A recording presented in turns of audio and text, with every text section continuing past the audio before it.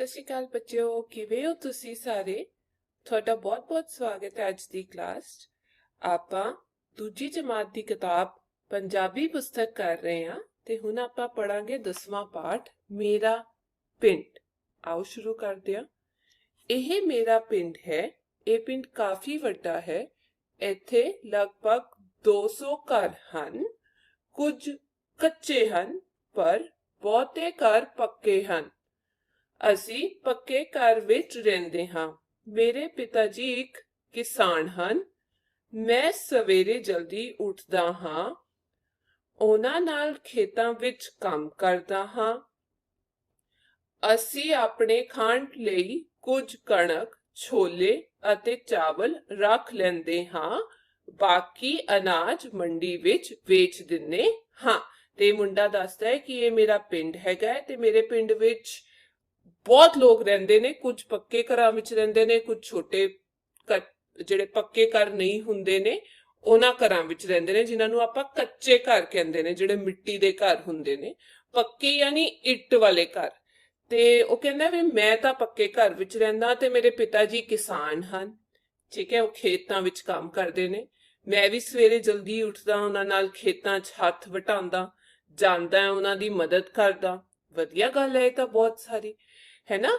ਤੇ ਉਹ ਕਹਿੰਦੇ ਵੀ ਜਿੰਨਾ ਵੀ ਅਨਾਜ ਹੁੰਦਾ ਉਹਨਾਂ ਚੋਂ ਕੁਝ ਆਪਾਂ, ਜਿਵੇਂ ਕਣਕ ਹੋ ਗਏ, ਛੋਲੇ ਹੋ ਗਏ, ਚਾਵਲ ਹੋ ਗਏ, ਆਪਣੇ ਲਈ ਰੱਖ ਲੈਂਦੇ ਆ ਤੇ ਬਾਕੀ ਅਨਾਜ ਆਪਾਂ ਮੰਡੀ 'ਚ ਦੇ ਆਂਦੇ ਆ ਤੇ ਉਹਦੇ ਪੈਸੇ ਮਿਲ ਜਾਂਦੇ ਨੇ ਸਾਨੂੰ। ਅਸੀਂ ਪੈਸੇ ਕਮਾਉਂਦੇ ਆ ਉਹਦੇ ਨਾਲ।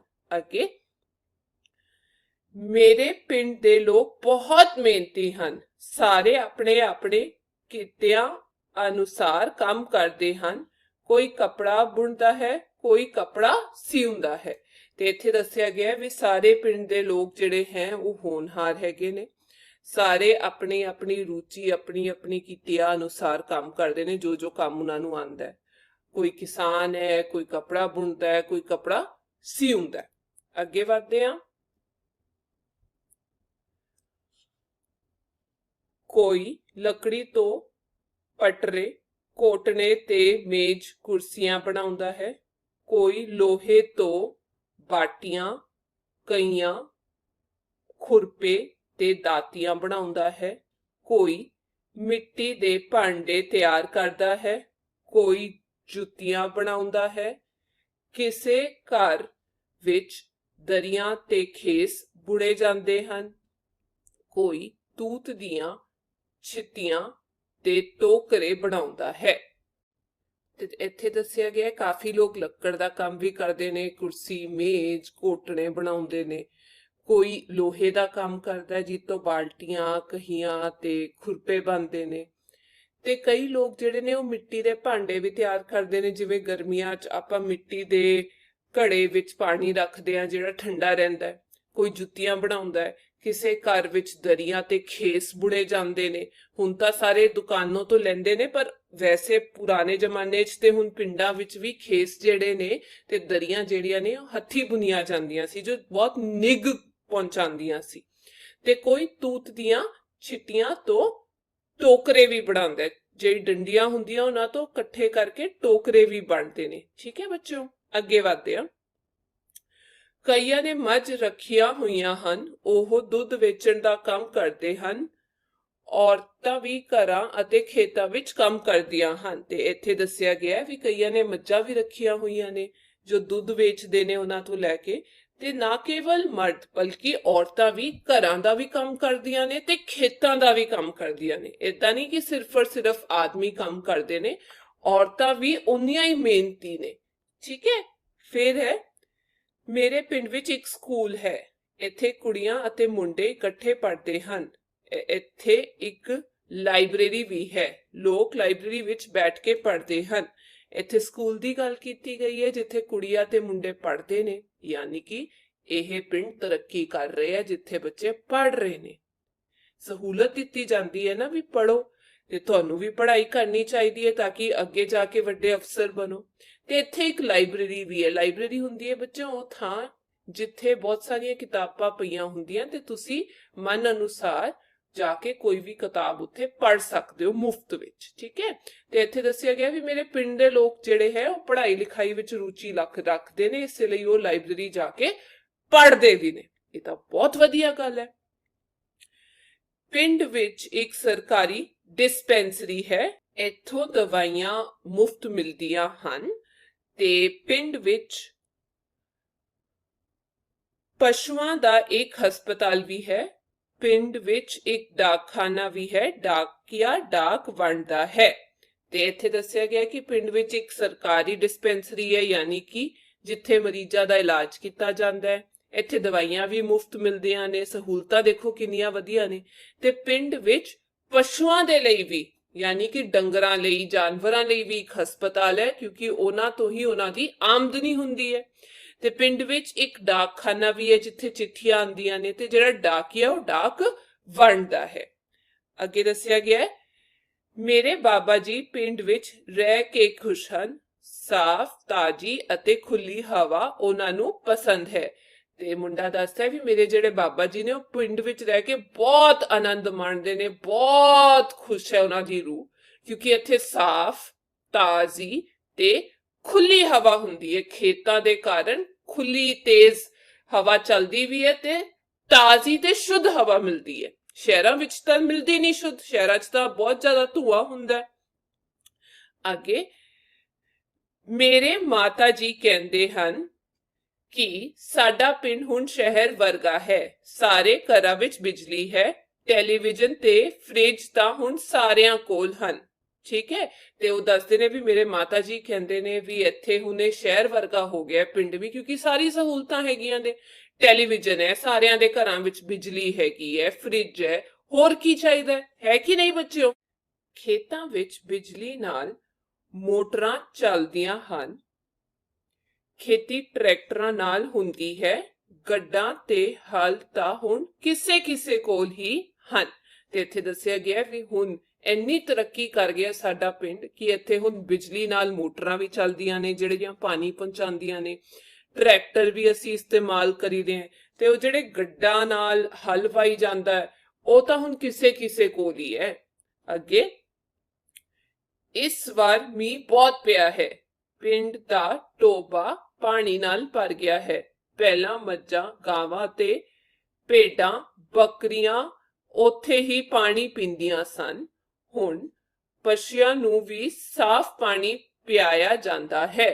ਤੇ ਇੱਥੇ ਦੱਸਿਆ ਗਿਆ ਵੀ ਇਸ ਵਾਰ ਮੀਂਹ ਬਹੁਤ ਪਿਆ ਹੈ, ਜਿਸ ਕਰਕੇ ਉਹ ਜਿਹੜਾ ਟੋਬਾ ਹੈ ਉਹ ਪਾਣੀ ਨਾਲ ਭਰ ਗਿਆ ਹੈ। ਪਰ ਪਹਿਲਾਂ ਕੀ ਹੁੰਦਾ ਸੀ, ਅਸੀਂ ਜਿਹੜੀ ਮੱਝਾਂ ਨੇ, ਗਾਵਾਂ ਨੇ, ਭੇਡਾਂ ਨੇ, ਬੱਕਰੀਆਂ ਨੇ, ਉਹ ਐਵੇਂ ਖੁੱਲਾ ਪਾਣੀ ਪੀ ਲੈਂਦੀਆਂ ਸੀ ਜਿੱਥੇ ਵੀ ਮਿਲਦਾ ਸੀ। ਪਰ ਹੁਣ ਸਹੂਲੀਅਤ ਆ ਗਈ ਹੈ ਕਿ ਪਸ਼ੂਆਂ ਨੂੰ ਵੀ ਸਾਫ਼ ਪਾਣੀ ਹੀ ਪਿਲਾਇਆ ਜਾਂਦਾ, ਕਿਉਂਕਿ ਜੇ ਉਹਨਾਂ ਨੂੰ ਖਰਾਬ ਪਾਣੀ ਦਵਾਂਗੇ ਤਾਂ ਸਾਨੂੰ ਵੀ ਬਿਮਾਰੀਆਂ ਹੋ ਸਕਦੀਆਂ, ਕਿਉਂਕਿ ਅਸੀਂ ਉਹਨਾਂ ਤੋਂ ਕਿੰਨੀਆਂ ਚੀਜ਼ਾਂ ਲੈਂਦੇ ਨੇ, ਦੁੱਧ ਲੈਂਦੇ ਆ, ਹੈ ਨਾ। ਅੱਗੇ ਵਧਦੇ ਆ ਬੱਚਿਓ।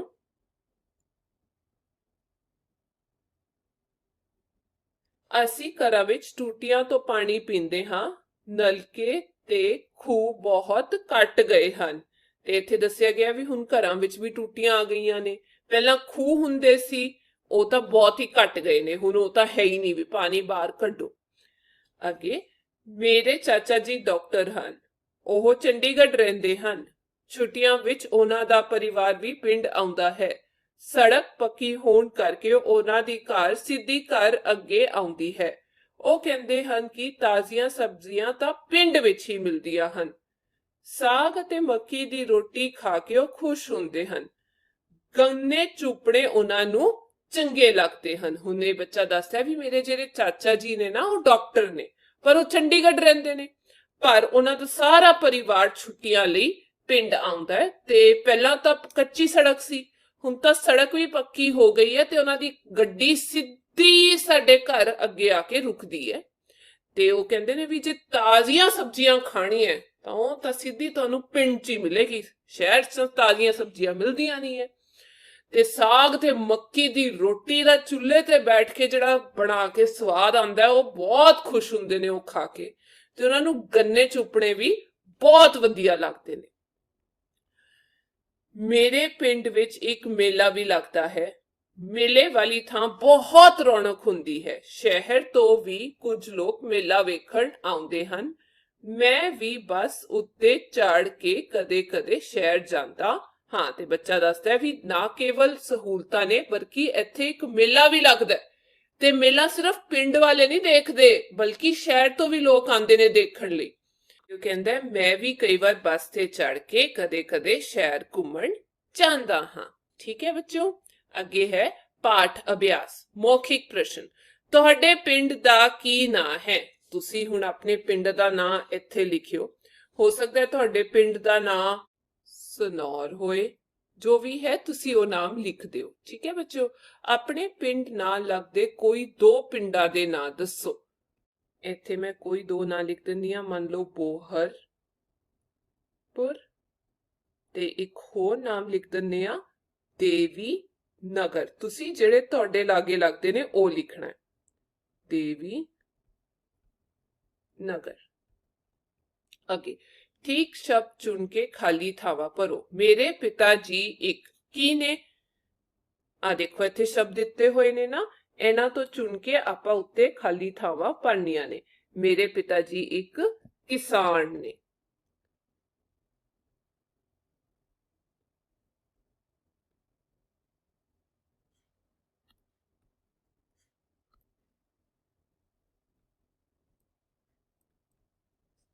ਬੱਚਿਓ ਕਿਸਾਨ ਨੂੰ ਇੰਜ ਵੀ ਲਿਖਿਆ ਜਾਂਦਾ ਹੈ।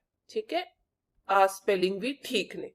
ਅੱਗੇ ਮੇਰੇ ਪਿੰਡ ਦੇ ਲੋਕ ਬਹੁਤ ਕੀ ਨੇ? ਮੇਰੇ ਪਿੰਡ ਦੇ ਲੋਕ ਆਓ ਦੇਖੀਏ। ਮੇਰੇ ਪਿੰਡ ਦੇ ਲੋਕ ਬਹੁਤ ਮਿਹਨਤੀ ਨੇ।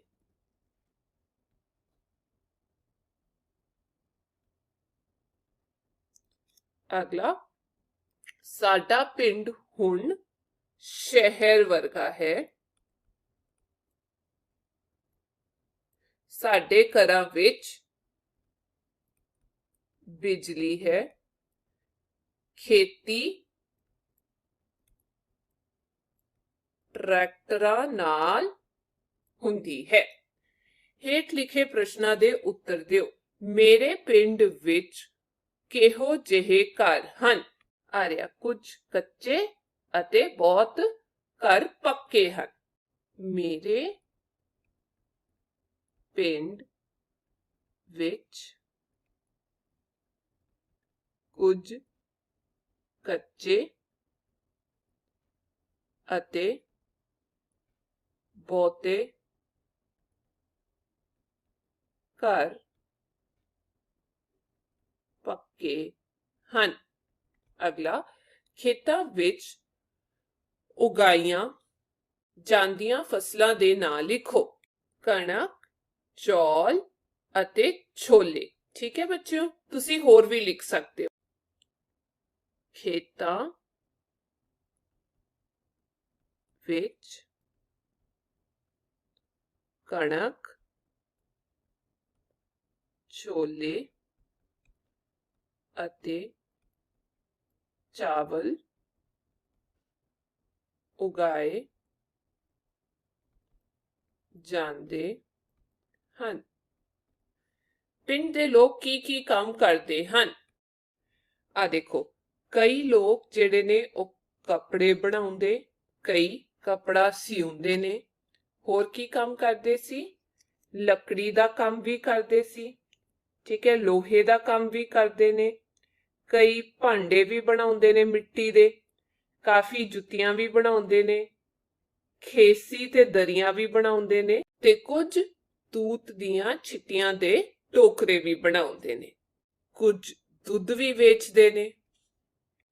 ਆਓ ਸ਼ੁਰੂ ਕਰੀਏ। ਸਭ ਤੋਂ ਪਹਿਲਾਂ ਕੁਝ ਕੱਪੜੇ ਬਣਾਉਂਦੇ ਨੇ। ਕੱਪੜੇ ਬਣਾਉਂਦੇ, ਕੁਝ ਕੱਪੜੇ ਸਿਲਦੇ ਨੇ। ਕੋਈ ਲੱਕੜੀ ਦਾ ਕੰਮ ਕਰਦੇ ਨੇ।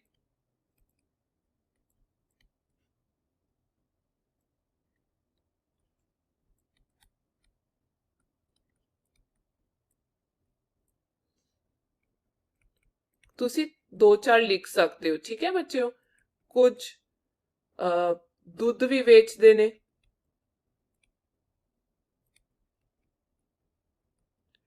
ਕੁਝ ਦਰੀਆਂ ਬਣਾਉਂਦੇ ਨੇ।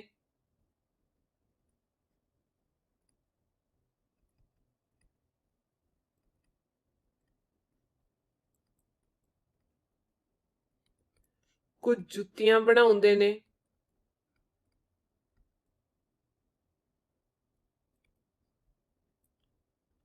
ਤੇ ਇੱਕ ਰਹਿ ਗਿਆ ਕੁਝ ਮਿੱਟੀ ਦੇ ਭਾਂਡੇ ਵੀ ਬਣਾਉਂਦੇ ਨੇ। ਅਗਲਾ, ਲਾਇਬ੍ਰੇਰੀ ਵਿੱਚ ਬੈਠ ਕੇ ਲੋਕ ਕੀ ਕਰਦੇ ਹਨ? ਸਾਰੇ ਲੋਕ ਲਾਇਬ੍ਰੇਰੀ ਵਿੱਚ ਬੈਠ ਕੇ ਪੜ੍ਹਦੇ ਹਨ। ਲੋਕ ਲਾਇਬ੍ਰੇਰੀ ਵਿੱਚ ਬੈਠ ਕੇ ਪੜ੍ਹਦੇ ਹਨ। ਅਗਲਾ, ਲੋਕਾਂ ਦੀ ਸਹੂਲਤ ਲਈ ਪਿੰਡ ਵਿੱਚ ਹੋਰ ਕੀ ਹੈ? ਸਾਰੇ ਘਰਾਂ ਵਿੱਚ ਬਿਜਲੀ, ਟੈਲੀਵਿਜ਼ਨ ਤੇ ਫ੍ਰਿਜ ਹਨ। ਠੀਕ ਹੈ, ਹੋਰ ਕੀ ਲਿਖ ਸਕਦੇ ਹਾਂ? ਘਰਾਂ ਵਿੱਚ ਟੂਟੀਆਂ ਤੋਂ ਪਾਣੀ ਆਉਂਦਾ ਹੈ। ਠੀਕ ਹੈ ਬੱਚਿਓ, ਸਾਰੇ ਘਰਾਂ ਵਿੱਚ ਬਿਜਲੀ है, टेलीविजन ते फ्रिज है,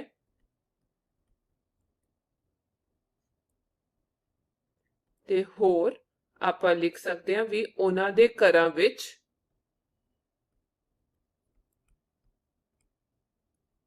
ਟੂਟੀਆਂ ਤੋਂ ਪਾਣੀ ਆਉਂਦਾ ਹੈ। ਯਾਨੀ ਕਿ ਹੁਣ ਉਹਨਾਂ ਨੂੰ ਖੂਹ ਤੋਂ ਪਾਣੀ ਨਹੀਂ ਲੈਣਾ ਪੈਂਦਾ। ਅੱਗੇ ਹੇਠ ਲਿਖੇ ਸ਼ਬਦਾਂ ਦੇ ਜੋੜ ਬਣਾਓ ਜਿਵੇਂ ਕਿ ਤੀਰ ਦਾ ਨਿਸ਼ਾਨ ਲਾ ਕੇ ਦੱਸਿਆ ਗਿਆ ਹੈ। ਖੇਤ, ਫਸਲ, ਸਕੂਲ, ਅਧਿਆਪਕ, ਡਾਕਖਾਨਾ, ਡਾਕੀਆ, डिस्पेंसरी, दवाइयां, छिटियां, टोकरे। समझो अते लिखो। दरी, दरियां, कही, कहियां, दाती, दातियां, जुत्ती, जुतियां, कुर्सी, कुर्सियां, बाल्टी, बाल्टियां। ठीक है बच्चों, आगे बढ़ते हैं। समझो अते लिखो। मुंडे, कुड़ियां, अध्यापक, अध्यापिका, पिता, माता। आगे मिलान करो। मोची की करता है? जुतियां बनाउण वाला। जुलाहा, जुलाहा हुंदा है बच्चों कपड़े बुनण वाला। दर्जी हुंदा है कपड़े सियोण वाला। ठीक है। तरखान हुंदा है, तरखान करता है ਲੱਕੜ ਦਾ ਕੰਮ ਜਿਵੇਂ ਕਿ ਪਟਰੇ, ਘੋਟਣੇ, ਮੇਜ਼, ਕੁਰਸੀਆਂ। ਲੁਹਾਰ ਕਰਦਾ ਹੈ ਖੁਰਪੇ ਤੇ ਦਾਤੀਆਂ ਬਣਾਉਣ ਦਾ, ਲੋਹੇ ਦਾ ਕੰਮ। ਘੁਮਿਆਰ ਕਰਦਾ ਹੈ ਮਿੱਟੀ ਦੇ ਭਾਂਡੇ ਬਣਾਉਣ ਦਾ ਕੰਮ। ਅੱਗੇ ਹੈ ਪਾਠ ਵਿੱਚੋਂ ਲਾ ਮਾਤਰਾ ਵਾਲੇ ਸ਼ਬਦ ਚੁਣ ਕੇ ਲਿਖੋ। ਆਓ ਦੇਖੀਏ। ਮੇਰਾ, ਇੱਥੇ, ਕੱਚੇ, ਬਹੁਤੇ, ਪੱਕੇ, ਮੇਰੇ, ਸਵੇਰੇ, ਖੇਤਾਂ, ਆਪਣੇ, ਛੋਲੇ, ਲੈਂਦੇ, ਵੇਚ, ਦਿੰਦੇ, ਸਾਰੇ, ਆਪਣੇ, ਘਰ ਦੇ। ਇਹ ਹੋ ਗਏ ਲਾ ਮਾਤਰਾ ਵਾਲੇ। ਤੁਸੀਂ ਅੱਗੇ ਵੀ ਲੱਗ ਸਕਦੇ ਹੋ। ਮੇਰਾ, ਇੱਥੇ, सच्चे पक्के मेरे सवेरे खेतां अपने छोले लैंदे वेच दिंदे सारे अपने घर दे। ये हो गए ला मात्रा वाले। सुंदर करके लिखो, मेरे चाचा जी डॉक्टर हन। आओ लिखिए, मेरे चाचा जी डॉक्टर हन। मेरे पिंड दे लोग मेहनती हन। मेरे पिंड दे लोग मेहनती हन।